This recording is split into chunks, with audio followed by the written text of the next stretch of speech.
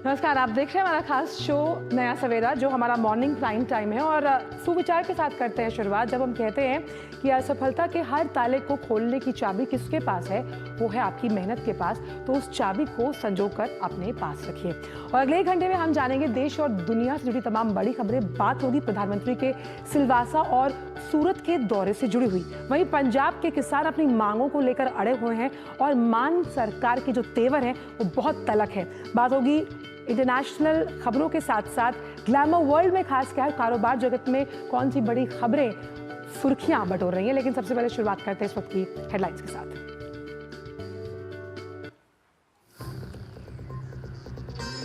प्रधानमंत्री आज से गुजरात और दादरा नागर हवेली और दमन दीव की 2 दिन की यात्रा पर। सिलवासा में करीब 2,500 करोड़ रुपए के प्रोजेक्ट्स की होगी शुरुआत। सूरत में खाद्य सुरक्षा संतृप्ति अभियान का होगा शुभारंभ।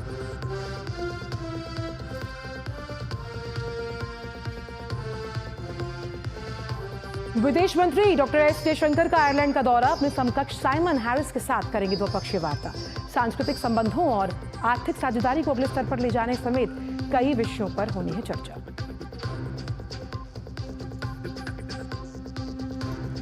पंजाब में बड़े प्रदर्शन की तैयारी में किसान। 10 मार्च को आप विधायकों के घर के आगे धरना देने का फैसला। 15 तारीख को मुख्यमंत्री भगवंत मान को खुली बहस की चुनौती।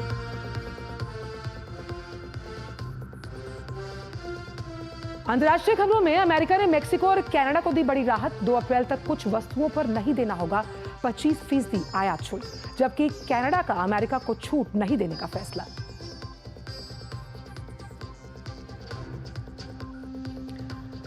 और अमेरिकी शेयर बाजार में रिकॉर्ड गिरावट, 10% अधिक नीचे आया नैस्डैक का सूचकांक। टैरिफ दरों में उछाल की वजह से आर्टिफिशियल इंटेलिजेंस कंपनियों के स्टॉक गिरने से निवेशकों को हुआ बड़ा नुकसान। 10 साल के निचतम स्तर पर बॉन्ड यील्ड्स।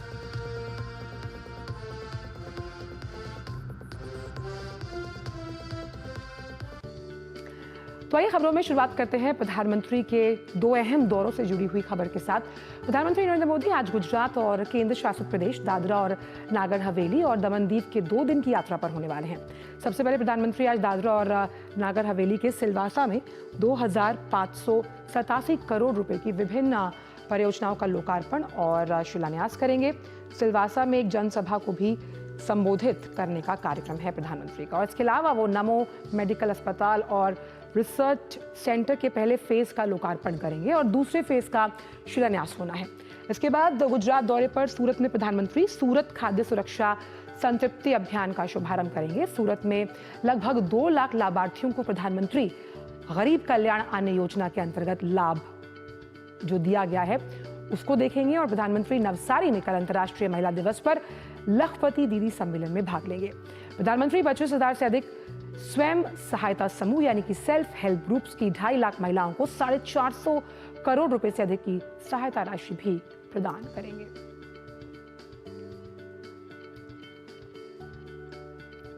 तो दादरा नागर हवेली के सिलवासा में प्रधानमंत्री नमो हॉस्पिटल का उद्घाटन करने वाले हैं और इस अस्पताल में सभी अत्याधुनिक सुविधाएं हैं वो उपलब्ध करवाई गई हैं। यहाँ का ऑपरेशन थिएटर भी बहुत आधुनिक पैमाने पर बनाया गया है। देखिए हमारे संवाददाता नीरज सिंह की खास रिपोर्ट। इस समय हम सिलवासा में स्थित नमो हॉस्पिटल में हैं। इस हॉस्पिटल में करीब 600 के करीब बेड हैं, तमाम तरह की अत्याधुनिक सुविधाएं हैं। इसके अलावा अगर ओटी की बात करी जाए, मॉड्यूलर ओटी जो अत्याधुनिक ओटी है, 6 के करीब ओटी अभी मौजूद हैं और सेकंड फेज में इन ओटियों की संख्या को बढ़ाकर 10 से 12 किया जाएगा और इसके अलावा बेडों की संख्या बढ़ाकर भी 1300 के करीब की जाएगी। इस ओटी को पूरी तरीके से कंट्रोल किया जा सकता है। आप यहाँ पर देखें कि जो लाइट है, कितनी लाइट रहेगी वो कंट्रोल हो सकती है। इसके अलावा टेम्परेचर कितना रहेगा वो यहाँ से कंट्रोल किया जा सकता है। इसके साथ अगर टेलीफोन से किसी को कनेक्ट करना है तो उसको भी यहाँ से कनेक्ट किया जा सकता है।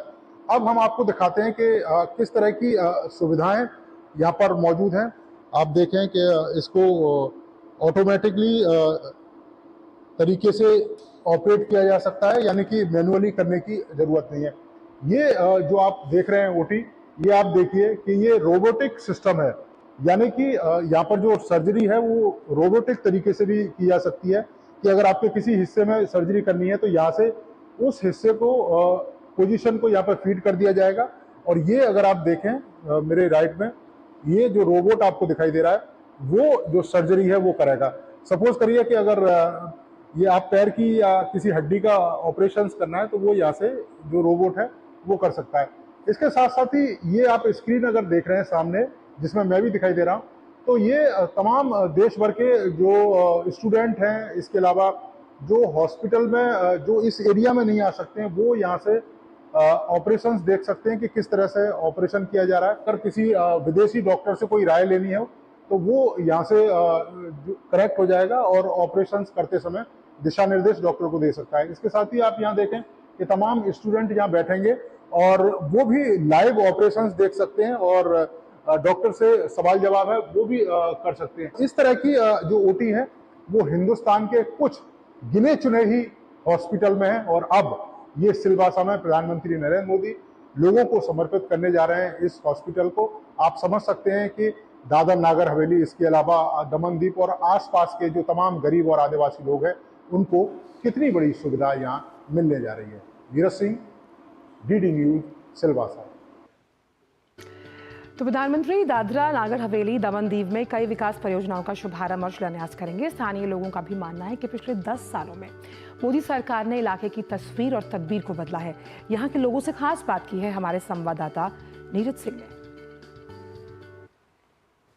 प्रधानमंत्री सिलवासा, दादर नागर हवेली, इसके अलावा दमनदीप में कई हजार करोड़ की परियोजना है, उसकी शुरुआत करने जा रहे हैं। उद्घाटन भी करेंगे, शिलान्यास भी करेंगे। कुछ लोग इस समय हमारे साथ मौजूद हैं। अच्छा सर, आप अगर पिछले 8-10 सालों में देखें दादर नागर हवेली और दमनदीप में कितना बदलाव आप देख रहे हैं? सारे अच्छे वातावरण यहाँ बनाए गए हैं जो बहुत पहले हम लोग इसको मिस करते थे। तो एक बदलाव यह है कि ईज ऑफ डूइंग बिजनेस जो रेड टेपेज में थी आज रेड कारपेट इंडस्ट्री को मिल रही है। इससे बड़ी मुझे लगता है कि इंडस्ट्री को और कुछ नहीं चाहिए। एक अच्छा जमाना था यहाँ पर हम लोग कहते थे कि हमारा संघ प्रदेश जो है वो बाकी देश के देश से हम लोग करीबन 14 साल पीछे आजाद हुए, लेकिन आज समांतर हमें उतना न्याय दिया जा रहा है। आज जो विकास है वो पूरे भारत में जैसे विकास चल रहा है उस समान रूप से हमारे यहाँ उसी तौर पर विकास चल रहा है। और मेडिकल कॉलेज, इंजीनियरिंग कॉलेज, शिक्षा में जो क्रांति यहाँ पर जो हमारे यशस्वी प्रधानमंत्री जी जो यहाँ पर लाया है, हमारे प्रशासक माननीय प्रफुल्ल भाई पटेल जी के यहाँ पर नेतृत्व में जो काम हो रहा है वो काम काबिल तारीफ है। जैसे महिलाओं को हमारे क्षेत्र में बात की जाए तो उनका जो विजन रहा है वुमेन एम्पावरमेंट का और महिलाओं को आत्मनिर्भर बनाने का, तो हमारे यहाँ टोटल 296 जितनी एसएचजी ग्रुप्स है और 15 जितनी सिल्वन दीदी जो है जो आत्मनिर्भर बनते हुए खुद का काम कर रही है। और उसी के साथ अगर हम एजुकेशन की बात करें, हेल्थ सेक्टर की भी बात करें, तो ये इतना बदलाव आया है कि हमारे क्षेत्र में हमारे लिए नहीं पर हमारे नेक्स्ट 2 जनरेशन के लिए भी बहुत अच्छी बात है जो उन्होंने हमारे लिए हमें इतना फैसिलिटीज अवेलेबल करवाई। तो ये आपने देखा, ये लोग थे प्रधानमंत्री का बेसब्री से इंतजार कर रहे हैं और इनका भी मानना है कि पिछले 10-11 सालों के अंदर काफ़ी बड़ा बदलाव दादर नागर हवेली, इसके अलावा दमनदीप में देखने को मिला है और अपने प्रधानमंत्री का ये लोग बेसब्री से इंतजार कर रहे हैं। Neeraj Singh, DD news, Dadar Nagar Haveli. और हमारी संवाददाता मेघना देव इस वक्त सिलवासा से ही जुड़ी हुई हैं, जहां प्रधानमंत्री आज दोपहर में जाने वाले हैं कई उस तमाम उन योजनाओं को जो कि राष्ट्रहित और लोकहित से जुड़ी हुई हैं। मेघना, सिलवासा की अगर बात की जाए तो साफ तौर पर प्रधानमंत्री का ये दौरा बेहद अहम माना जा रहा है, क्योंकि जिन उच्च किफ़ायतीपूर्ण स्वास्थ्य क्षेत्र की सुविधाओं की बात यहाँ की जा रही है वो किसी भी राज्य के लिए सबसे बड़ा प्राइम इम्पोर्टेंस होता है। बिल्कुल, देखिए यहाँ पर अगर हम देखें तो दादर नागर हवेली की जो पॉपुलेशन है वो इतनी ज़्यादा नहीं है अगर हम इसके क्षेत्रफल के हिसाब से बात करें, लेकिन यहाँ पर ये जो हॉस्पिटल आ रहा है वो उसे state of the art technologies के साथ उसको बनाया गया है। और हमने यहाँ पर जो टेक्नोलॉजी लाने वाली जो कंपनियां हैं उनसे भी बात की। उन्होंने ये इस बात को कहा कि हमने पिछले 5 वर्ष में इस्तेमाल होने वाली टेक्नोलॉजी नहीं, लेकिन अगले 5-10 वर्ष में जिस किस्म की टेक्नोलॉजी इस्तेमाल होगी अस्पतालों में उसको लगाया है। और खास तौर पर इसमें से अधिकतम जो टेक्नोलॉजी है, अधिकतम जो डिवाइसेज है वो मेड इन इंडिया है। तो ये भी एक तरीके से मेक इन इंडिया इनिशिएटिव का बहुत इंपॉर्टेंट अगर हम कहें तो एग्जाम्पल या उदाहरण है। उसके साथ ही देखिए 450 बेड का ये अस्पताल होगा। तो अगर हम यहाँ के आसपास के जगहों की बात करें, दमन, वापी, सूरत, नवसारी, सूरत में खैर कई जगहों पर बहुत अच्छी स्वास्थ्य सुविधाएं हैं, अस्पताल हैं, लेकिन उसके बावजूद जो यहाँ के आसपास के इलाके हैं, जो ट्राइबल इलाके हैं, जो दादरा नगर हवेली सिलवासा के आसपास आते हैं, उनको इस अस्पताल का सबसे ज्यादा बेनिफिट होने वाला है। उसके साथ ही अगर हम देखें तो यहाँ पर कई परियोजनाओं के शिलान्यास भी करने वाले हैं प्रधानमंत्री नरेंद्र मोदी और लोकार्पण भी करने वाले, कई बेनिफिशियरीज से भी मिलने वाले हैं। सिलवन दीदी स्कीम के जो बेनिफिशियरीज हैं उनको भी उनके बेनिफिट्स का वितरण करेंगे, जिसमें कि स्ट्रीट वेंडर्स को फायदा होता है, महिलाओं को फायदा होता है। उसके अलावा भी अगर हम देखें तो आजीविका योजना है, उसमें उसके लिए भी जो बेनिफिट्स हैं उसका वितरण करेंगे। यहाँ पर जो वाटर सैनिटेशन को लेकर और अन्य जो डेवलपमेंटल प्रोजेक्ट्स हैं उसके लिए भी जो प्रोजेक्ट्स अपकमिंग हैं उसका भी प्रधानमंत्री नरेंद्र मोदी आधारशिला रखने वाले हैं। तो इस पूरे इलाके के लिए जो डेवलपमेंट की आवश्यकता है वो आज के दिन काफी हद तक उसका जो अगर हम कहें तो चित्र है वो स्पष्ट होगा।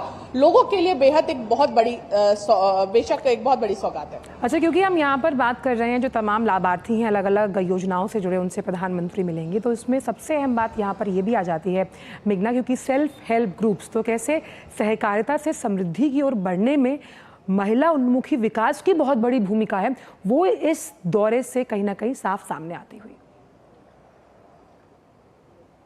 बिल्कुल, देखिए यहाँ पर आंगनवाड़ी सेंटर्स की भी जो परियोजनाएं हैं वो भी हैं शामिल, और उसके साथ ही सेल्फ हेल्प ग्रुप्स की जहां पर तक आपने बात की तो प्रधानमंत्री नरेंद्र मोदी का 2 दिवसीय दौरा है।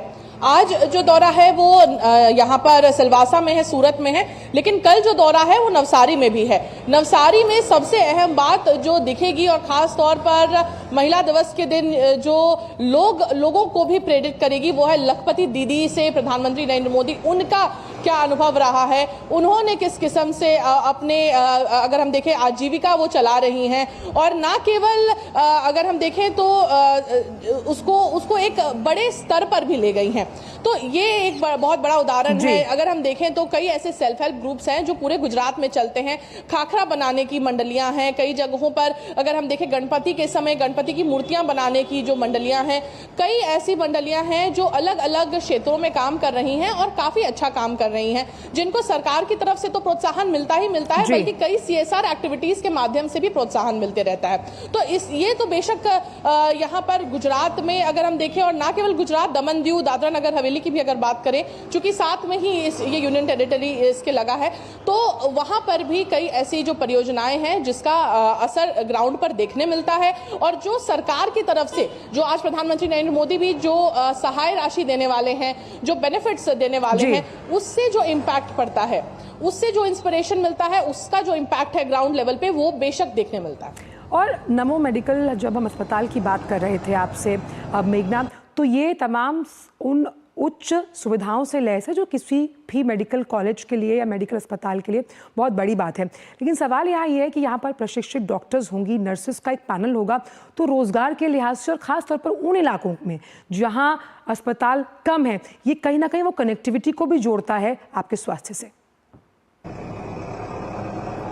बिल्कुल, देखिए सबसे अहम बात मैं आपको बताऊं तो कनेक्टिविटी के लिहाज से जब से वंदे भारत ट्रेन की शुरुआत हुई है, जो एक बिल्कुल कम समय में अहमदाबाद से मुंबई तक जाती है, जो वापी में रुकती है, वापी से तकरीबन केवल 18 किलोमीटर के आसपास है सिलवास, तो बहुत इजी और बहुत फास्ट कनेक्टिविटी हो गई है सूरत से, अहमदाबाद से और जो मुंबई से भी इस जगह की।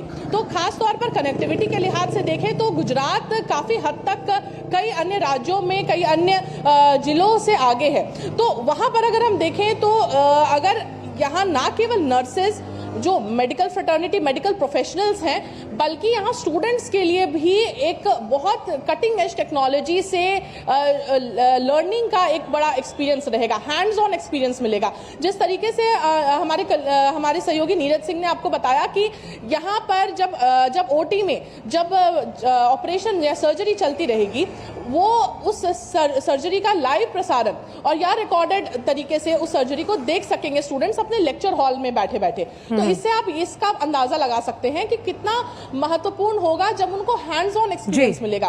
किताबों से पढ़ने के परे अगर हम हैंड्स ऑन एक्सपीरियंस लेते हैं तो उसका इम्पैक्ट जो होता है वो बेशक बिल्कुल आप बहुत सही तो कह रही बेशक उसका इम्पैक्ट कि अलग आपको होता ये है। ऑन बोर्ड तो प्रैक्टिकल एक्सपीरियंस मिलेगा और ऐसा प्रैक्टिकल एक्सपीरियंस जो आपको आने वाले सालों में एक बेहतर डॉक्टर बनाने के लिए भी बहुत अहम धुरी साबित होगा। बहुत बहुत शुक्रिया मेघना, आपका समय हमारे पास कम है, लेकिन आज तो प्रधानमंत्री के इस दौरे से जुड़ी तमाम खबरें हम डीडी न्यूज़ के मंच से साझा करते रहेंगे। बहुत बहुत शुक्रिया इन तमाम जानकारियों को हमसे साझा करने के लिए। फिलहाल वक्त छोटे से ब्रेक का है।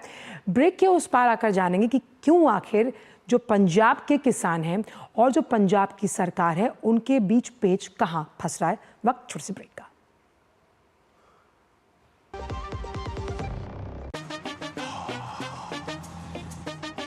कैसे धंधा बढ़ेगा, कैसे गल्ला चलेगा, कैसे टाइकून बनेगा, ये काफी नहीं बेटा जो है लब बेटा कब रॉकेट बनेगा। सिर्फ दिशा बदलने से बिजनेस बढ़ता तो हर बड़ा बिजनेस नहीं करता। बिजनेस बढ़ता है क्रेडिट से। अपनी दुकान में क्रेडिट ऑन यूपीआई अपनाओ। कस्टमर्स को यूपीआई पे क्रेडिट मिलेगा तो कस्टमर्स बढ़ेंगे और उनकी शॉपिंग भी। क्या समझे? अपने पेमेंट पार्टनर से संपर्क करें। जब धरती चीर कर निकलता है लोहे का पत्थर और मिलता है मोंगिया के जोश से, फिर तपता है, पिघलता है और बनता है फौलाद। अब होता है सरिया सारी खूबियों के साथ। मोंगिया स्टील, मजबूत देश का मजबूत सरिया। जो लक्ष्य चुना था समझ आने लगा है। जीएलए यूनिवर्सिटी, उच्च लक्ष्य की निश्चित प्राप्ति।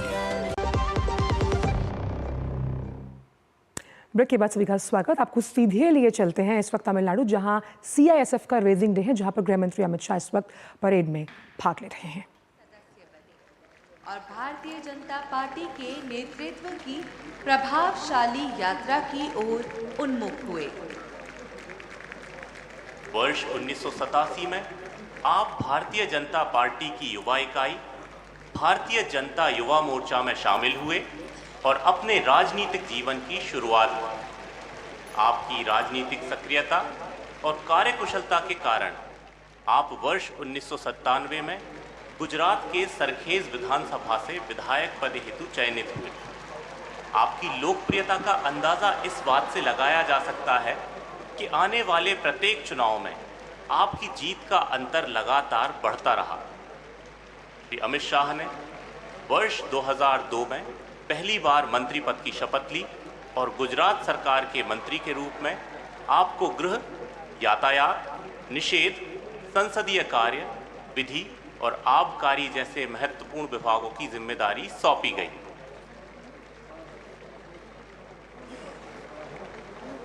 आपकी कार्यक्षमता को पहचानते हुए वर्ष 2013 में आप भारतीय जनता पार्टी के राष्ट्रीय महासचिव नियुक्त किए गए।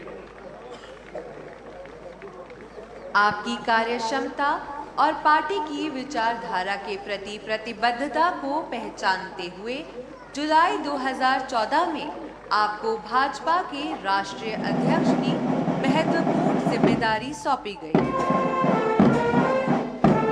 माननीय मुख्य अतिथि महोदय के द्वारा इस भव्य परेड में भाग ले रही टुकड़ियों का निरीक्षण किया जा रहा है। पहली टुकड़ी साउथ सेक्टर की है, जो हैदराबाद से लेकर सुदूर केरल प्रांत की महत्वपूर्ण इकाइयों और बंदरगाहों को सुरक्षा प्रदान करती है।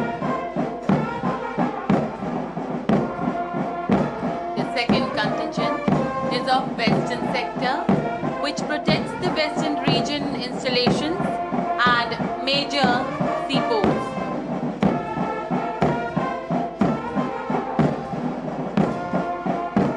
तीसरी टुकड़ी नॉर्थ सेक्टर की है, जो भारत के सुदूर उत्तरी क्षेत्र बांदीपुरा जम्मू कश्मीर से लेकर उत्तराखंड स्थित इकाइयों में तैनात है।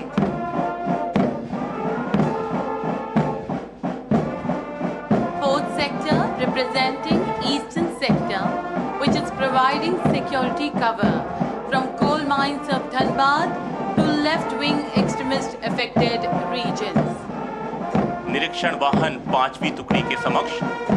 पांचवी टुकड़ी है एसएसजी की, जो वर्तमान में विभिन्न श्रेणी के 183 विशिष्ट व्यक्तियों को सुरक्षा प्रदान कर रहा है। निरीक्षण वाहन अब परेड ग्राउंड के मध्य में केंद्रीय औद्योगिक सुरक्षा बल के गौरव के प्रतीक निशान को वहन किए सीआईएसएफ की टोली के समक्ष से गुजर रहा है। 6th contingent is of airport sector, representing women empowerment, is protecting 68 important national and international airports. 7वीं टुकड़ी है सेंट्रल सेक्टर की, जिसके सुरक्षा चक्र में चरम वामपंथ प्रभावित किरंदुल से लेकर नोट प्रेस जैसे महत्वपूर्ण संस्थान सुरक्षित हैं। 8th contingent, northeastern sector, covers important installations from Kolkata to the remote industrial hubs of Nagaland. 9वीं टुकड़ी अग्निशमन शाखा की, जो वर्तमान में 113 अधिष्ठानों को अग्नि सुरक्षा प्रदान करता है।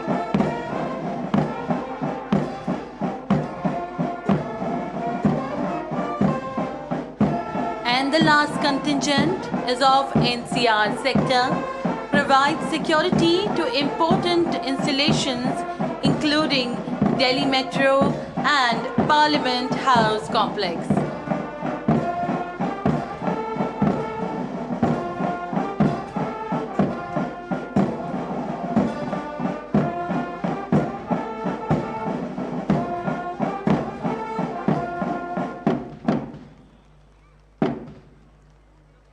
केंद्रीय गृह एवं सहकारिता मंत्री भारत सरकार श्री अमित शाह सच्चे अर्थों में उदीयमान नए भारत का प्रतिनिधित्व करते हैं।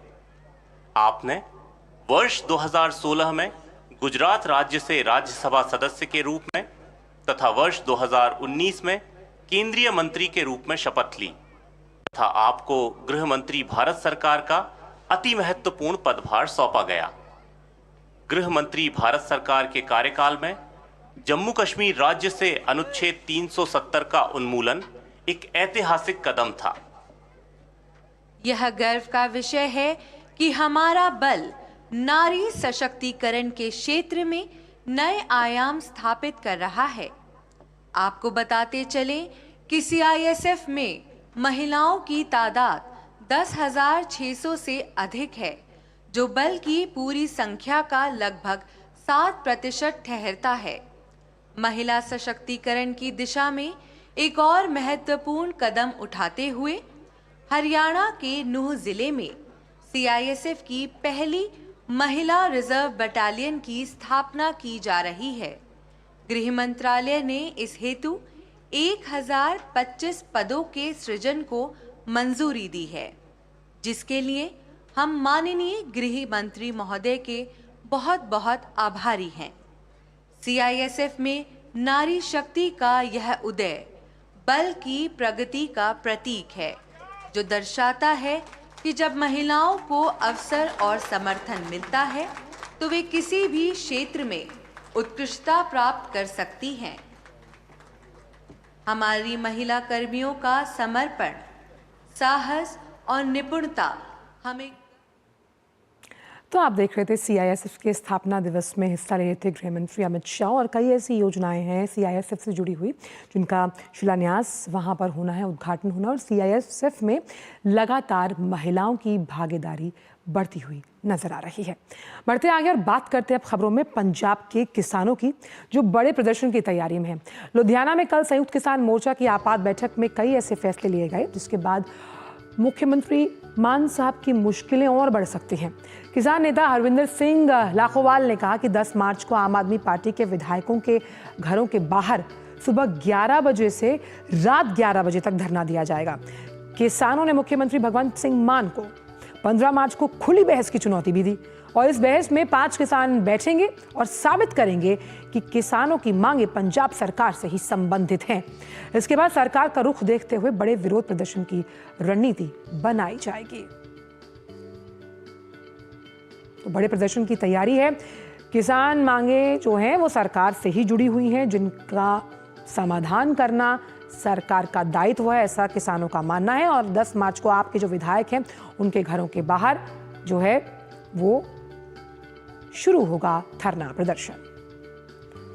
और फोन लाइन पर हमारे साथ गुरमीत जुड़ गए। गुरमीत, सुप्रभात आपको। सवाल यहाँ पर ये है कि मान सरकार जब इस व्यवस्था में आई थी कि हम पंजाब के किसानों के चेहरों पर वापस मुस्कान लेकर आएंगे, लेकिन खुद ही जब सीएम साहब मीटिंग से वॉकआउट कर जाएं तो ये तलखी लगातार बढ़ रही है। और अब आलम ये है कि जो तमाम किसान हैं वो आपके विधायकों के घर के बाहर बैठकर धरना प्रदर्शन करेंगे। व्यवस्था कहीं ना कहीं डावाडोल होती हुई गुरमीत। जी आंचल, देखिए किसानों ने साफ तौर पर कहा है कि मुख्यमंत्री पहले हमसे वायदा कर चुके हैं, जितनी भी मांगे हम मुख्यमंत्री के सामने या सरकार के सामने रख रहे हैं उसमें काफी पर सहमति तो पहले ही बन चुकी थी, मगर उन मांगों पर अभी सरकार बेबसी दिखा रही है। अब जैसे कल जो बैठक हुई है किसानों की, उसमें बलदीप सिंह निहालगढ़, हरिंदर सिंह लखोवाल और बूटा सिंह, ये 3 किसान नेता थे जिन्होंने साफ तौर पर अपनी 4-5 बातें प्रेस कॉन्फ्रेंस में रखी है। और उन्होंने कहा है कि राज्य सरकार के सामने ये मांगे कोई नया विषय नहीं है। किसान 1 साल 2 साल पहले भी ये मांगे रख चुके हैं। और जैसे फसलों पर एमएसपी देना है, 5 फसलों पर एमएसपी, अब मुख्यमंत्री तो कह रहे हैं केंद्र का विषय है, मगर किसान नेताओं का कहना है कि राज्य सरकार आराम से दे सकती है। और उनकी जो भी मांगे हैं, जैसे राइफल का लाइसेंस देना और इसके साथ ही सरहिंद फीडर नहर पर जो गुरमीत, मैं इस चीज को ऐसे समझना चाहूंगी, क्योंकि भारत एक लोकतांत्रिक देश है, we have a federal structure. अगर राज्य सरकार ये कह रही है कि भाई ये केंद्र का मामला है, तो राज्य सरकार का कोई नुमाइंदा इन किसानों की बातों को लेकर या जो मांगे रखी गई हैं, क्यों केंद्र सरकार के साथ बात करके एक कंसेंसस जो है उसको डेवलप करता? देखिए, यहाँ पर यही सबसे इंपॉर्टेंट विषय है, क्योंकि अब से कुछ दिन पहले चंडीगढ़ में केंद्र के और किसानों के बीच में सेक्टर 26 में एक मीटिंग हुई थी, जो कि चल भी रही है और मार्च में उसकी 19 मार्च की डेट दी गई है अगली मीटिंग की। अब जो लास्ट मीटिंग हुई है उसमें मुख्यमंत्री भगवंत मान खुद नहीं पहुंचे और पंजाब की जितने भी दल हैं, जो विरोधी पार्टियां हैं, उन्होंने मुख्यमंत्री को ये कहा कि अगर आप किसानों के मुद्दे को गंभीरता से लेते हैं तो आपको तो राज्य का मुख्यमंत्री होते हुए इसमें मध्यस्थता करनी चाहिए। आपने अपने मंत्रियों को वहां पर क्यों भेजा? तो फिलहाल जो है मुख्यमंत्री और सरकार पर और खासतौर पर उनके किसानों को लेकर जो रवैया है उसे लेकर सवाल तो खड़े हो रहे हैं, मगर फिलहाल जो स्थिति है वो ऑन ग्राउंड ये है कि किसानों ने ये कहा है कि वो फिलहाल 15 तारीख तक अपने धरने जो जगह जगह पर चल रहे हैं उसे समाप्त कर रहे हैं, मगर 15 तारीख को सुबह 11:30 बजे चंडीगढ़ के किसान भवन में जो सेक्टर 35 में स्थित है उसके लिए मुख्यमंत्री भगवंत मान को सीधा कहा गया है, उन्हें निमंत्रण दिया गया है कि वो वहां पर पहुंचे और किसानों के साथ उनके मुद्दे पर बातचीत करें। खुली बहस की चुनौती है, लेकिन मुझे ना वो दिन याद आ रहा है जब मुख्यमंत्री की कुर्सी पर काबिज हुए थे भगवंत मान, और उन्होंने उस मंच से कहा था कि मैं एक आम आदमी के तौर पर आपके बीच खड़ा हूं और आप जैसा ही हूं, लेकिन शायद मान साहब जिस कुर्सी पर बैठे हैं वो उसके सम्मान को भूल गए हैं, क्योंकि जो दायित्व एक मुख्यमंत्री के तमाम कार्यों से जुड़ा है, जिसकी निर्वंता उनको करनी कहीं ना कहीं लोकतांत्रिक प्रणाली की सबसे बड़ी धुरी है, उससे कहीं ना कहीं वो बचते हुए नजर आ रहे हैं। देखिए, किसान नेता हैं जोगिंदर सिंह उग्राहा, उन्होंने अब से 2-3 दिन पहले कहा कि हमारी जो मुख्यमंत्री के साथ 3 मार्च को मीटिंग हुई उसमें मुख्यमंत्री का तो कहना है कि ये जो है किसान नेता अपनी बातों पर अड़े हुए हैं और राज्य को नुकसान पहुंचाना चाहते हैं, सड़कों पर बार बार सड़कें जाम कर देते हैं। मगर असल बात ये है कि जो वन टाइम सेटलमेंट की बात किसान कर रहे हैं, वो कह रहे हैं कि जितना भी कर्जा किसानों का है उसके लिए एक वन टाइम सेटलमेंट पॉलिसी लेकर आई जाए। इसके लिए पहले हामी भर चुकी है सरकार, मगर अब मुख्यमंत्री ने अपनी बेबसी इस मीटिंग में जताई थी और इसके साथ ही सरकार और किसानों के बीच एक सब कमेटी के गठन की बात हुई थी, उस पर भी सीधा जवाब किसानों को नहीं मिला। और जो एमएसपी का मुद्दा था, गन्ने के फसल की अदायगी का मुद्दा था, उस पर भी सरकार ने बहुत ज्यादा कोई पॉजिटिव रुख अख्तियार नहीं किया और इसी वजह से ये कन्फ्रंटेशन। लेकिन मुझे लगता है कि जब आप सरकार में है, वेलफेयर स्टेट बनाना आपका दायित्व है, तो एक कंसेंसस किसी भी समस्या के निवारण, निपटान और निर्धारण के लिए बहुत ज़रूरी है। बहुत बहुत शुक्रिया गुरमीत आपका इन तमाम जानकारियों को हमसे साझा करने के लिए। तो पंजाब, जैसे कि हम जानते हैं, the wheat basket of India कहा जाता है और राष्ट्र का अन्नदाता यानी कि किसान, हम जो थाली में खाना खाते हैं उसको पहुंचाने की और उसकी उपलब्धता को सुनिश्चित करने की जिम्मेदारी भी उन पर होती है। लेकिन खैर, अब देखते हैं कि भगवंत मान सरकार और किसानों के बीच तो ये तल्खी है, ये तकरार है, ये कैसे तब्दील होगी एक कंसेंसस के रूप में, क्या फॉर्मूला निकाला जाता है। बढ़ते आगे और बात करते हैं अब पंजाब के बाद दिल्ली पुलिस की, जो रमजान के दौरान सुरक्षा व्यवस्था पुख्ता करने में लगातार जुटी हुई है। दिल्ली पुलिस विशेष सुरक्षा अभियान के तहत रात को गश्त कर रही है और हाल ही में केंद्रीय गृह मंत्री के साथ दिल्ली की सीएम रेखा गुप्ता के बीच अहम बैठक के बाद दिल्ली पुलिस पूरी तरह से एक्शन मोड में है। इसी कड़ी में बीती रात भी दिल्ली पुलिस ने गश्त अभियान चलाया। कांस्टेबल से लेकर पुलिस कमिश्नर तक पूरी रात सड़कों पर गश्त लगाते हुए नजर आए। जगह जगह सड़कों पर बैरिकेडिंग लगाकर जांच पड़ताल की गई। दिल्ली में पूर्वी जिले के डीसीपी अभिषेक धानिया ने भी रात में नाकाबंदी को बढ़ाया है। हर आने जाने वाले पर पैनी नजर रखी जा रही है। रमजान के दौरान शांति और सुरक्षा बनाए रखने के लिए पुलिस टीमें सड़कों पर सक्रिय हैं।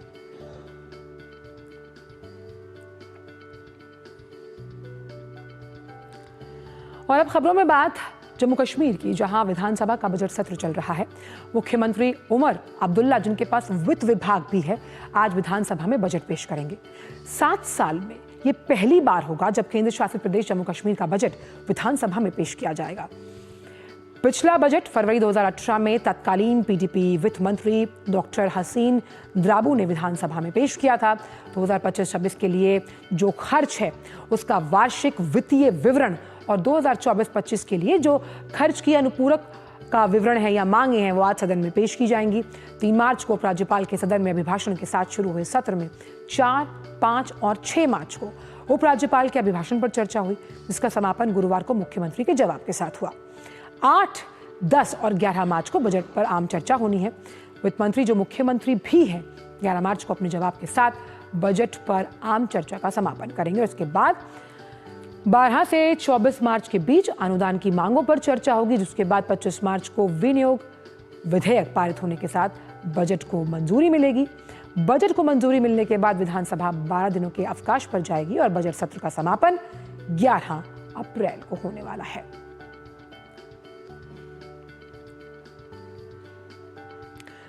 उम्र कैद की सजा काट रहे जम्मू कश्मीर के लिबरेशन फ्रंट के प्रमुख यासीन मलिक के खिलाफ दर्ज मुकदमे को दिल्ली ट्रांसफर करने की मांग वाली सीबीआई की याचिका पर सुप्रीम कोर्ट आज सुनवाई करेगा। पिछली सुनवाई के दौरान सीबीआई की ओर से पेश सॉलिसिटर जनरल तुषार मेहता ने कोर्ट को बताया कि तिहाड़ जेल में वीडियो कॉन्फ्रेंसिंग के जरिए मामले की सुनवाई करने की सुविधा पहले से उपलब्ध है। एसजी साहब ने बताया कि तिहाड़ जेल में कोर्ट लगता है, इससे पहले भी कई मामलों की सुनवाई होती रही है। उसके बाद कोर्ट ने सुनवाई के लिए आज ही का दिन है।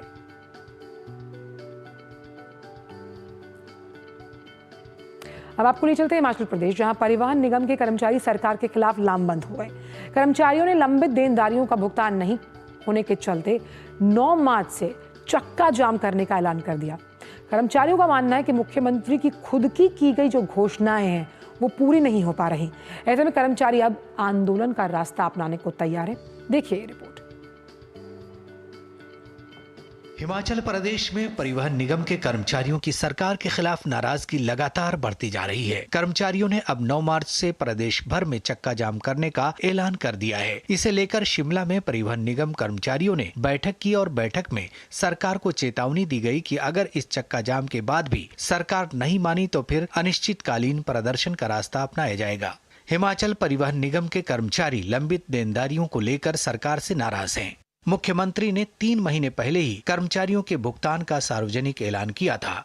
मुख्यमंत्री के ऐलान के बावजूद अब तक कर्मचारियों को भुगतान नहीं किया गया है। कर्मचारियों ने अब 3 दिनों तक पूरे प्रदेश में चक्का जाम करने का ऐलान किया है। आज हमने निगम प्रबंधन और सरकार को अगला नोटिस दे दिया गया है। इस नोटिस में हमने इनको चेतावनी दे दी है कि एतवार रात को 11:59 से पहले निगम के कर्मचारियों से चालक यूनियन और परिचालक यूनियन से बात करें, अन्यथा एतवार को 9 मार्च 2025 एतवार को 12 बजे के बाद, यानी कि रात को 12 बजे के बाद, जब सोमवार शुरू होगा रात 12 बजे के बाद और बुधवार 12 बजे तक 72 घंटे का चक्का जाम हम करेंगे। उससे जो परेशानियां प्रदेश सरकार को होंगी और प्रबंधन और प्रदेश के लोगों को होगी, तो सारी जिम्मेवारी आपकी होगी। पिछले कई दिनों से परिवहन निगम के कर्मचारी सरकार के खिलाफ अपना रोष जता रहे हैं और लंबित वित्तीय लाभों के भुगतान की मांग कर रहे हैं। इससे पहले भी निगम प्रबंधन और कर्मचारियों के बीच बैठक हुई थी जो बेनतीजा रही। कर्मचारियों के मुताबिक निगम उपाध्यक्ष ने वित्तीय संकट का हवाला देते हुए महज 5 करोड़ रुपए जारी करने की बात कही थी, जिस पर कर्मचारी राजी नहीं हुए। वर्ष 1949 में हिमाचल गवर्नमेंट ट्रांसपोर्ट के रूप में हिमाचल में परिवहन सेवाओं की शुरुआत हुई थी। आज हिमाचल परिवहन निगम में करीब 3300 बसें हैं और करीब 12,000 कर्मचारी कार्यरत हैं। सरकार पर HRTC कर्मचारियों की रात्रि भत्ता, DA की किस्त और 160 करोड़ रुपए की अन्य वित्तीय देनदारियां हैं।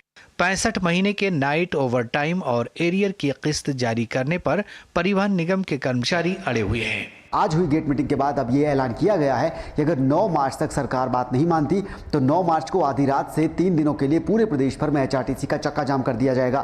शिमला से कैमरा पर्सन राकेश कुमार के साथ धर्म प्रकाश, DD न्यूज़। और अब बात की ब्रिज की, विश्व प्रसिद्ध होली की, जहां शामिल होने के लिए उत्तर प्रदेश के CM योगी आदित्यनाथ आज मथुरा जाने वाले हैं। वो बरसाना में रंगोत्सव का उद्घाटन करेंगे। इसके बाद श्रीजी मंदिर में लाडली जी का आशीर्वाद लेंगे। साथ ही होरियारों के साथ लड्डू होली भी खेलने वाले हैं। CM योगी बरसाना स्थित राधा बिहारी इंटर कॉलेज में रंगोत्सव का उद्घाटन करेंगे और इसके बाद ब्रजवासियों को संबोधित भी। साथ ही PWD गेस्ट हाउस में अधिकारियों के साथ बैठक का भी कार्यक्रम है।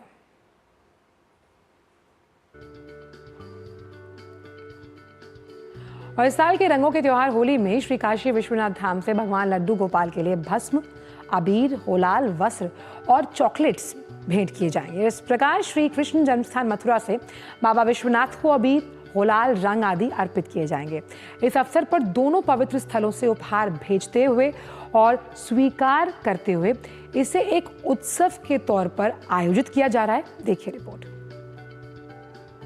दोनों जो पवित्र धाम है, भगवान कृष्ण की तरफ से महादेव के लिए अबीर, गुलाल, रंग इत्यादि की भेंट वहां से आएगी और लड्डू गोपाल के लिए महादेव की तरफ से यहाँ से भस्म जाएगी, अबीर गुलाल जाएगा, वस्त्र जाएंगे भगवान लड्डू गोपाल के लिए, चॉकलेट जाएंगे। तो यह बिल्कुल दो धामों के बीच में, और जो सनातन धर्म की दो धाराएं हैं, कृष्ण भक्ति की और शिव भक्ति की, दोनों परम धाम का मिलन है। दो तीर्थ स्थलों के बीच समन्वय का यह एक अभिनव पहल है जो इस बार के हमारे रंग भरी एकादशी और होली के नवाचार में सम्मिलित होगा। और अब बात चंद्रयान 3 मिशन की, जहां से इकट्ठा किए गए आंकड़ों से ये पता चला कि चंद्रमा के ध्रुवों के पास चंद्रमा की सतह के नीचे पहले से ज्यादा स्थानों पर बर्फ का अस्तित्व हो सकता है। ये निष्कर्ष एक अध्ययन के बाद सामने आया जो कम्युनिकेशंस अर्थ एंड एनवायरनमेंट पत्रिका में प्रकाशित हुआ। इस अध्ययन के प्रमुख लेखक दुर्गा प्रसाद कर्णम, जो अहमदाबाद के फिजिकल रिसर्च लेबोरेटरी में फैकल्टी हैं, उन्होंने बताया कि सतह के तापमान में बड़े और स्थानीय परिवर्तन बर्फ के बनने में सीधे प्रभाव डालते हैं। बर्फ के कणों का अध्ययन करने से उनकी उत्पत्ति और इतिहास के बारे में नई जानकारियां मिलती हैं। ये जानकारियां ये भी बताएंगी कि समय के साथ चंद्रमा की सतह पर बर्फ कैसे जमा हुई और वहां से चली गई, जो चंद्रमा के प्रारंभिक भूगर्भिक प्रक्रियाओं को समझने के लिए मदद करता है। और इस अध्ययन के लिए शोधकर्ताओं ने चंद्रमा की सतह के 10 सेंटीमीटर नीचे तक तापमान मापने के डेटा का विश्लेषण किया है।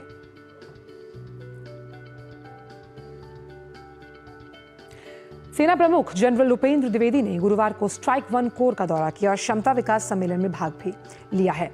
उन्होंने उत्तरी सीमाओं पर विकास के लिए संरचना की परिचालन तैयारियों की भी समीक्षा की। सेना प्रमुख ने तीनों सेनाओं के वरिष्ठ कमांडर से बातचीत करते हुए उनसे नवाचार को अपनाने और आधुनिक युद्ध की बदलते स्वरूप के साथ सक्रिय रूप से अनुकूल करने का आग्रह किया। सेना प्रमुख ने जटिल सुरक्षा चुनौतियों से निपटने के लिए उभरती टेक्नोलॉजीज का लाभ उठाने के उद्देश्य से एक उपकरण प्रदर्शन भी देखा।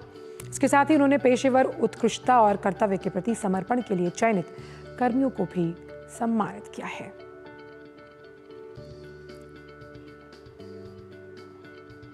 आयरलैंड के दौरे पर गए विदेश मंत्री डॉक्टर एस जयशंकर आज अपने समकक्ष साइमन हैरिस के साथ द्विपक्षीय वार्ता करेंगे। इसके अलावा वो उत्तरी आयरलैंड के बेलफास्ट में नए भारतीय वाणिज्य दूतावास का उद्घाटन करेंगे। नए वाणिज्य दूतावास के खुलने से दोनों देशों के बीच व्यापारिक साझेदारी बढ़ेगी।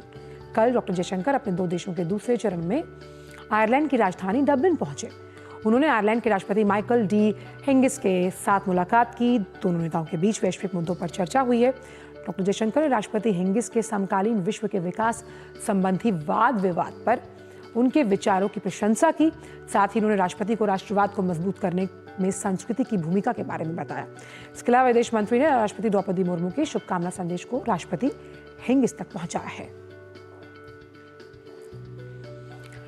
और विदेश मंत्री डॉक्टर जयशंकर आयरलैंड के दौरे पर डबलिन के प्रतिष्ठित जनरल पोस्ट ऑफिस संग्रहालय गए। संग्रहालय में 1916 के ईस्टर विद्रोह से जुड़ी दस्तावेज और अन्य चीजों को देखा। आयरलैंड के लिए 1916 के ईस्टर विद्रोह का विशेष महत्व है क्योंकि आयरलैंड के लोगों ने ब्रिटेन के उपनिवेशवाद से आजादी के लिए लड़ाई लड़ी थी।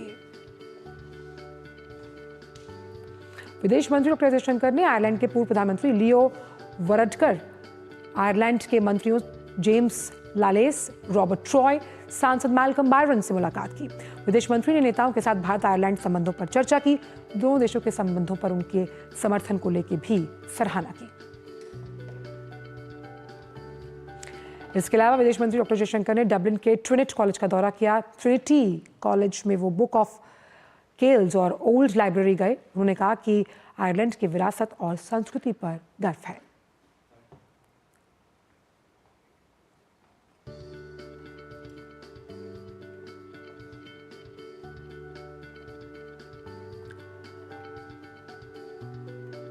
वक्त छोटे से ब्रेक का है। ब्रेक के उस पार आकर जानेंगे कि अखबारों के सुर्खियों में क्या कुछ खास है आपके लिए।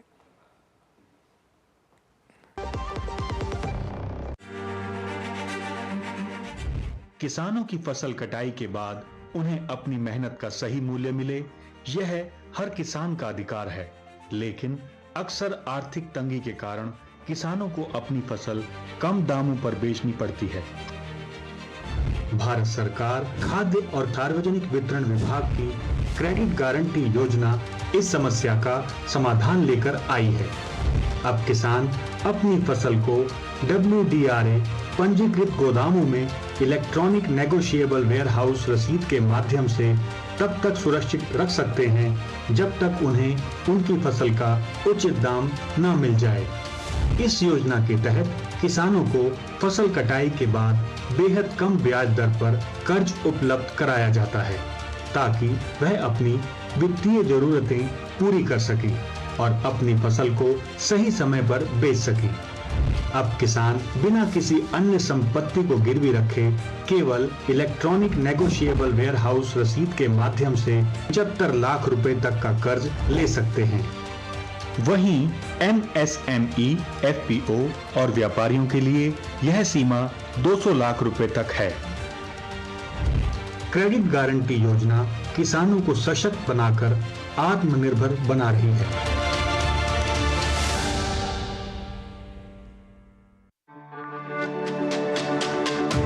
मेरी पसंद, मेरी पसंद, मेरी पसंद, मेरी पसंद, हमारी पसंद, हम सबकी पसंद। मजबूत देश का मजबूत सरिया मोंगिया स्टील। जो लक्ष्य चुना था समझ आने लगा है। GLA यूनिवर्सिटी, उच्च लक्ष्य की निश्चित प्राप्ति। ब्रेक के बाद सभी का स्वागत और अब बारी है हमारे खास सेगमेंट अखबारों की सुर्खियों की।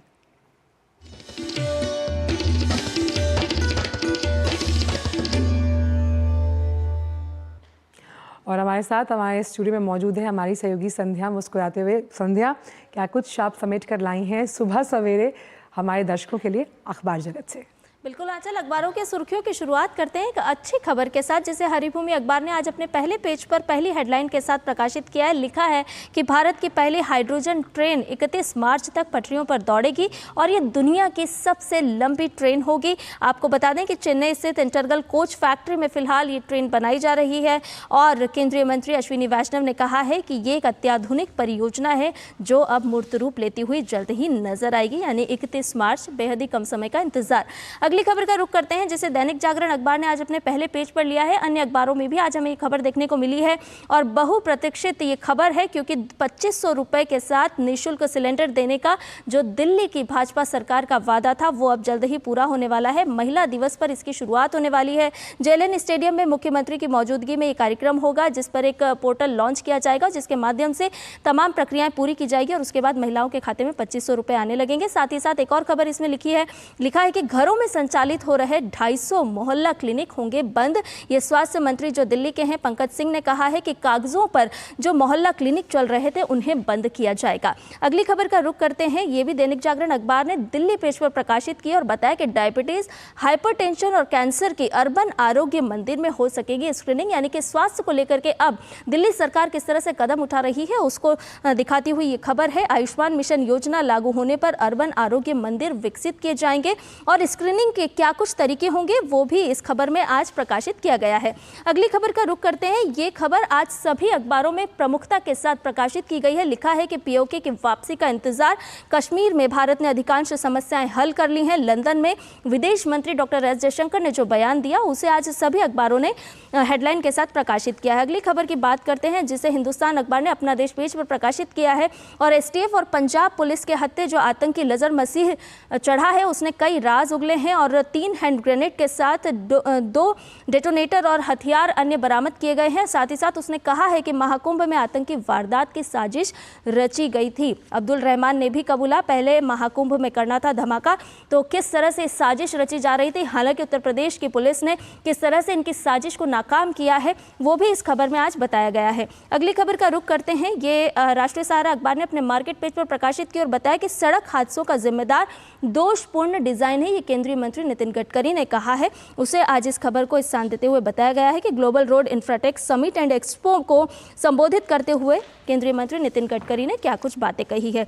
चलते चलते एक और खबर का रुख कर लेते हैं जिसे जनसत्ता अखबार ने अपने पहले पेज पर प्रकाशित किया है। शोध के माध्यम से इस खबर को प्रकाशित किया गया है जो बताती है कि वर्ष 2050 तक पार्किंसन की चपेट में 112% लोग होंगे। यानी कि ये संख्या, ये आंकड़ा बढ़ जाएगा। पूर्वी एशिया में हो सकते हैं 1 करोड़ से ज़्यादा मरीज। 25 साल में 2.5 करोड़ से ज़्यादा लोग पार्किंसन की चपेट में आ सकते हैं। तो दुनिया भर के आंकड़ों के साथ इस रिपोर्ट को प्रकाशित किया गया है जो सचेत भी करती है और जागरूक भी करने की ओर इशारा करती है। तो अलग अलग क्षेत्रों की अगर बात करें तो आज के अखबारों में इन खबरों को स्थान दिया गया है।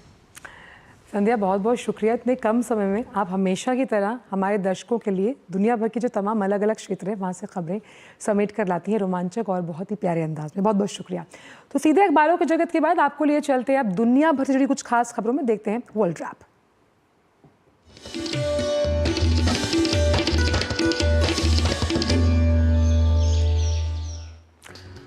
गंभीर सांस संक्रमण से उबर गए ईसाई धर्मगुरु पोप फ्रांसिस की हालत स्थिर। उन्होंने अस्पताल से ही किया काम, लेकिन डॉक्टरों ने कहा कि पोप अब भी खतरे से बाहर नहीं। इस बीच पोप फ्रांसिस ने उनके लिए दुआ कर रहे लोगों का जताया आभार।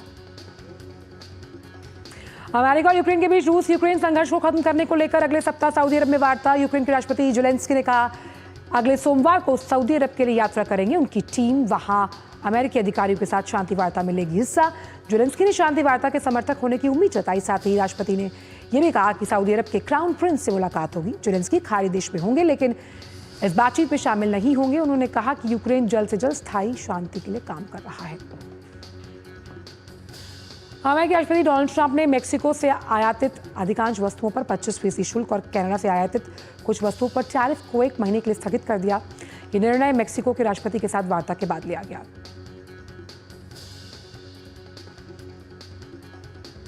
वहीं कनाडा का अमेरिका को छूट नहीं देने का ये फैसला जस्टिन ट्रूडो के से लिया गया है, क्योंकि जब टैरिफ लगाने की बात कही थी तो ट्रूडो ने कहा था कि कनाडा को हल्के में ना लिया जाए और ट्रंप प्रशासन के टैरिफ को 1 महीने के लिए स्थगित करने का जो कदम है उसकी उम्मीद जताई।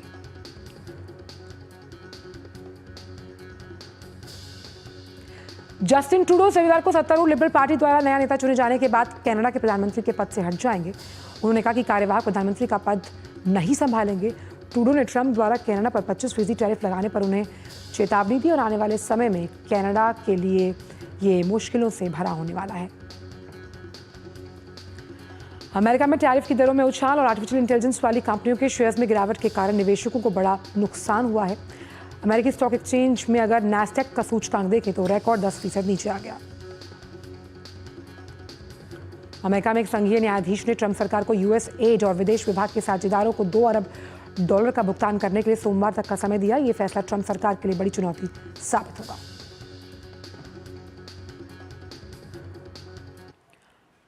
खबरें कारोबार जगत से अंदाज रहेगा फटाफट।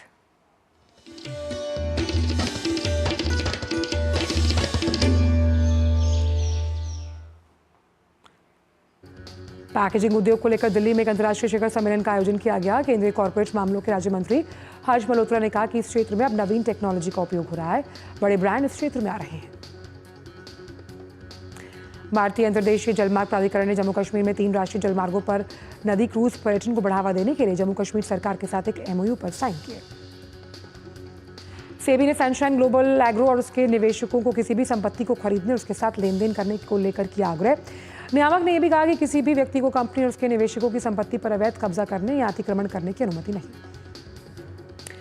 बैंकों और वित्तीय संस्थानों को सोने के एवज में कर्ज देना मुश्किल हो सकता है। RBI की ओर से इसमें अंडरराइटिंग प्रक्रियाओं का पालन करने और पैसे के सही उपयोग करने के लिए निर्देश दिया जा सकता है। जनवरी में देश के इंजीनियरिंग निर्यात में जोरदार वृद्धि दर्ज की गई, जिसमें अमेरिका टॉप डेस्टिनेशन रहा। जनवरी में अमेरिका को देश के इंजीनियरिंग सामान निर्यात में सालाना आधार पर 18% की वृद्धि दर्ज की गई। ये $1.62 अरब के स्तर पर पहुंचा। Job search platform found it की रिपोर्ट के मुताबिक देश की जॉब मार्केट में फरवरी 2025 में जबरदस्त बढ़त। फरवरी में पिछले महीने के मुकाबले 10% की अधिक भर्तियां हुई। फ्रेशर्स की मांग में भी इजाफा देखने को मिला। नेस्ले की सहायक कंपनी नेस्प्रेसो ने दिल्ली के सिलेक्ट सिटी वॉक में भारत का पहला बुटीक एक्सपीरियंस स्टोर शुरू किया। कंपनी भारत में बढ़ती कॉफी संस्कृति का लाभ उठाने की कोशिश कर रही है और भारत में और अधिक रिटेल स्टोर्स खोल सकती है। और अब खबरें खेल जगत से, हमारे फेवरेट सेगमेंट स्पोर्ट्स ट्रैक में।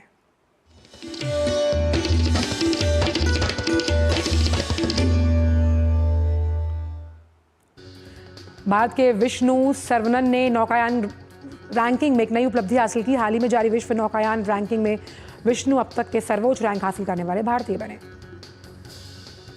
भारतीय फुटबॉल के दिग्गज खिलाड़ी सुनील छेत्री ने इस महीने होने वाले फीफा के मैत्री मैचों में राष्ट्रीय टीम की मदद के लिए अपने अंतर्राष्ट्रीय संन्यास से वापसी करने का लिया फैसला। त्रिकोणीय बधे T20 सीरीज में ऑस्ट्रेलिया ने भारत को 5 विकेट से हराया। भारतीय बधे टीम ने निर्धारित 20 ओवर में 6 विकेट खोकर 150 रन बनाए। जवाब में ऑस्ट्रेलिया ने 18.5 ओवर में 5 विकेट खोकर लक्ष्य किया हासिल। महिला प्रीमियर लीग के 16वें मैच में मुंबई इंडियंस ने यूपी वॉरियर्स को 6 विकेट से हराया। यूपी वॉरियर्स ने 20 ओवर में 9 विकेट के नुकसान पर 150 रन बनाए। लक्ष्य का पीछा करने उतरी मुंबई इंडियंस ने 4 विकेट खोकर 153 रन बनाकर मैच जीता। मुंबई सिटी FC शुक्रवार को शाम 7:30 बजे कोच्चि के जवाहरलाल नेहरू स्टेडियम में खेले जाने वाले इंडियन सुपर लीग मुकाबले में मेजबान केरला ब्लास्टर्स FC से भिड़ेगी। विश्व विख्यात हिम क्रीड़ा केंद्र औली में नेशनल स्की चैंपियनशिप का आयोजन 16 से 19 मार्च तक होगा। 19 मार्च को नेशनल चैंपियनशिप का होगा समापन।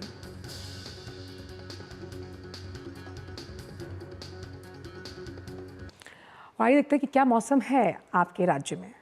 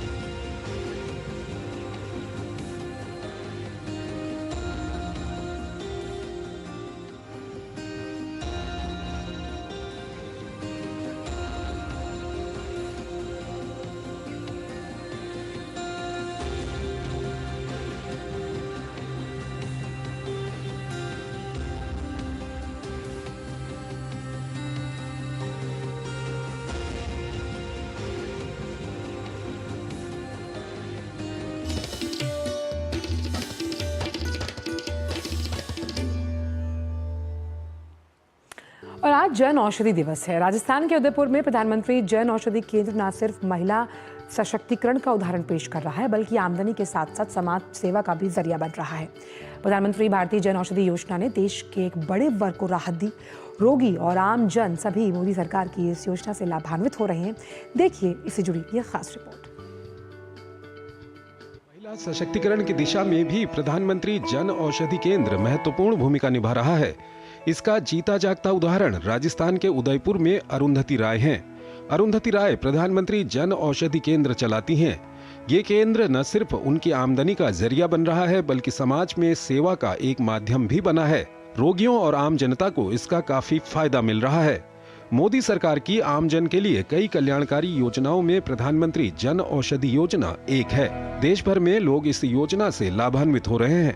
2 साल पहले मैंने ये केंद्र शुरू किया था। जन औषधि केंद्र के माध्यम से मुझे जो समाज का सेवा करने का भी मौका मिला है और उसके साथ ही साथ अपने लिए एक रोजगार भी मिला है। लाभार्थी भी इस योजना के लिए पीएम मोदी की तारीफ करते नहीं थकते। दरअसल इसकी सबसे बड़ी वजह इन केंद्रों पर मिलने वाली दवाइयों की कीमत है, जो बाजार में मिलने वाली आम दवाइयों की तुलना में 60 से 90% सस्ती हैं। जन औषधि सभी जनों के लिए बहुत अच्छी कारगर है और सभी बुजुर्ग आदमी और पेंशनर वालों के लिए भी अच्छी सुविधा है। इसका फायदा भी बहुत अच्छा है और ये जो जन औषधि की व्यवस्था की गई है वो अच्छी और प्रशंसनीय है। पीएम मोदी की इस योजना का सबसे बड़ा लाभ बुजुर्गों को हुआ है। बढ़ती उम्र के साथ दवाएं इन बुजुर्गों की सबसे बड़ी जरूरत हैं। ऐसे में इन दवाइयों का कम पैसे में मिलना उनके लिए किसी वरदान से कम नहीं है। दवाइयों के खर्च में जो पैसे बचते हैं वो उनकी अन्य जरूरतों में काम आते हैं। प्रधानमंत्री मोदी जी द्वारा ये जो शुरू की गई योजना है, ये हम जैसे रिटायर्ड आदमी के लिए प्लस आम जनता के लिए बहुत ही बेनिफिशियरी है, क्योंकि यहाँ बाजार भाव से कम भी तो 50 से 90% सस्ती दवाइयाँ मिलती है। इसके लिए तहे दिल से मोदी जी का बहुत बहुत शुक्रिया। जाहिर है प्रधानमंत्री भारतीय जन औषधि योजना ने देश के एक बड़े वर्ग को राहत दी है। सस्ती जरूरी दवाइयों से न केवल उनके स्वास्थ्य संबंधी जरूरतें पूरी हो रही हैं, बल्कि उनकी जेब पर पड़ने वाला बोझ भी घट रहा है। Bureau report, DD news. और आज नया सवेरा के इस खास अंक में बस इतना ही, लेकिन जाने से पहले आपको छोड़ जाते हैं क्योंकि आज जन औषधि दिवस है। तो रेत कलाकृति की कुछ झलकियों के साथ जाने माने रेत कलाकार सुदर्शन पटनायक ने पुरी के तट पर इस दिवस को समर्पित एक विशेष कलाकृति बनाई है। आप इन दृश्यों का उठाइए लुत्फ। चाय की चुस्कियों के साथ हमें दीजिए इजाजत और अब मुलाकात होगी आपके साथ सोमवार को। नमस्कार।